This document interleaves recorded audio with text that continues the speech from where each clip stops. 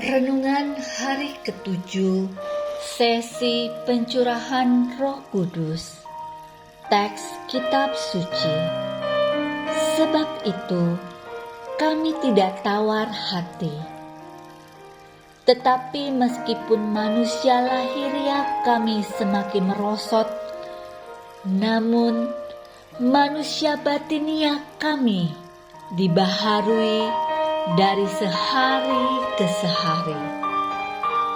Sebab penderitaan ringan yang sekarang ini mengerjakan bagi kami kemuliaan kekal yang melebihi segala-galanya, jauh lebih besar daripada penderitaan kami. Sebab kami tidak memperhatikan yang kelihatan, melainkan yang tak kelihatan. Karena yang kelihatan adalah sementara, sedangkan yang tak kelihatan adalah kekal. Karena kami tahu bahwa jika kemah tempat kediaman kita di bumi ini dibongkar, Allah telah menyediakan suatu tempat kediaman di sorga bagi kita. Suatu tempat kediaman yang kekal, yang tidak dibuat oleh tangan manusia. Tetapi Allah lah yang justru mempersiapkan kita untuk hal itu, dan yang mengaruniakan Roh kepada kita sebagai jaminan segala sesuatu yang telah Dia sediakan bagi kita. Marilah kita merenungkan. Allah menghendaki kita agar kita hidup dengan Dia di surga.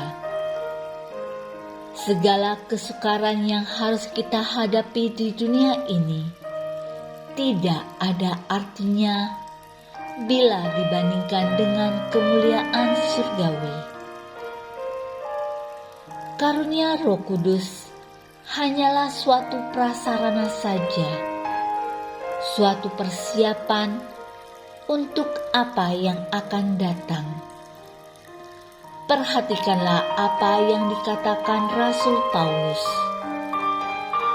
Walaupun secara lahiriah tubuh manusia semakin merosot, semakin tua, tetapi sebaliknya manusia rohani, manusia batiniah kita justru semakin kuat, semakin bertumbuh, dan semakin diperbaharui hari demi hari.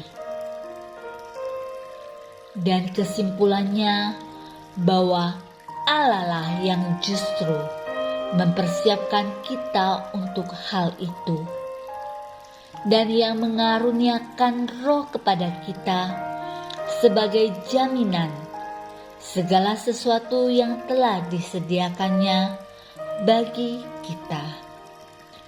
Marilah kita berdoa. Bapa Surgawi, hatiku semakin tenang ketika mengerti bahwa walaupun tubuh jasmaniku akan terus merosot seiring usia,